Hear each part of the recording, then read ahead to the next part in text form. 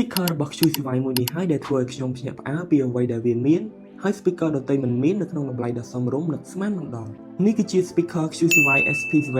ដែល design ជាមួយនឹងភ្លើង RGB ដ៏ស្រស់ស្អាតគុណភាពសំឡេងបុកបាសធ្ងន់ល្អមានមុខងារ multi speaker connection ដែលអាច combo speaker ពីរចូលគ្នាផ្ដល់នូវបទពិសោធន៍ stereo sound ដ៏ល្អឥតខ្ចោះរីឯថាមពលថ្មក៏កាន់បានយូរ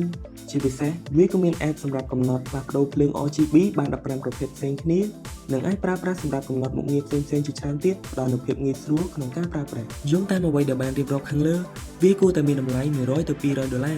ប៉ុន្តែជាក់ស្ដែងតម្លៃរបស់វាមិនដល់$50ផង speaker មួយនេះមានកម្លាំងបញ្ចេញសំឡេង40វ៉ាត់ហើយវាលយត្រង់ពេលដែលយើង combo speaker ពីរចូលគ្នាវាបានកម្លាំងបញ្ចេញសំឡេង80វ៉ាត់ផ្ដល់នូវសំឡេង stereo ដ៏ពិរោះរណ្ដំ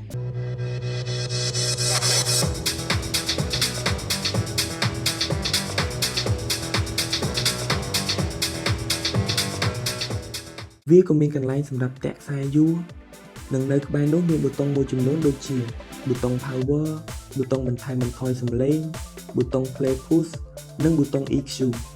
ហើយក៏មានបង្កប់នៅកន្លែងដាក់ SD card និងរុនសាកថ្មជាប្រភេទ Type C ដែលសាកថ្មបានលឿនចូលមកកាន់ app ដំបូងយើងឃើញមានបង្ហាញភាគរយថ្មរបស់ speaker បន្តមកទៀតយើងចូលទៅកាន់ sound ហើយអាចរើសប្រភេទសំឡេងដូចជាប្រភេទសំឡេង indoor outdoor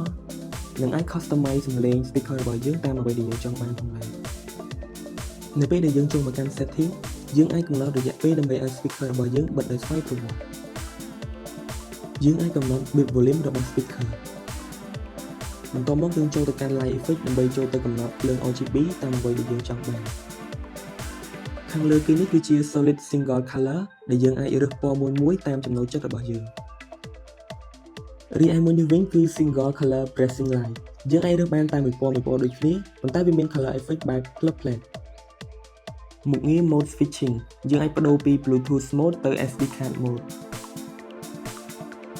មុខងារ dual device connection យើងអាចចុចបើកនៅមុខងារ TWS Team Up Switch វាក៏មាននៅ firmware update សម្រាប់យើង update version និងអាចកំណត់ setting ផ្សេងៗជាច្រើនទៀត speaker QCY SP7 បំពាក់ Bluetooth 5.4 ដែលអាចភ្ជាប់បាន device 2ក្នុងពេលតែមួយកាន់តែពិសេសវាក៏មានប្រព័ន្ធការពារជម្រាបទឹក IPX7 ផងដែរចំពោះថាមពលថ្មយើងអាចប្រើប្រាស់បានចន្លោះពី10ទៅ14ម៉ោងនិងមាន4ពណ៌សម្រាប់ជ្រើសរើសគឺពណ៌ខ្មៅពណ៌ខៀវពណ៌បៃតងនិងពណ៌ក្រហម Speaker QCY SP7 ផ្ដល់នូវអ្វីគ្រប់យ៉ាងអ្នកត្រូវការនៅក្នុងតម្លៃដ៏សមរម្យបំផុតគួរតែពិចារណាដូច្នេះប្រសិនបើបងចាប់អារម្មណ៍សូមឆាតចូល page ឥឡូវនេះដើម្បីទទួលបានព័ត៌មានលម្អិត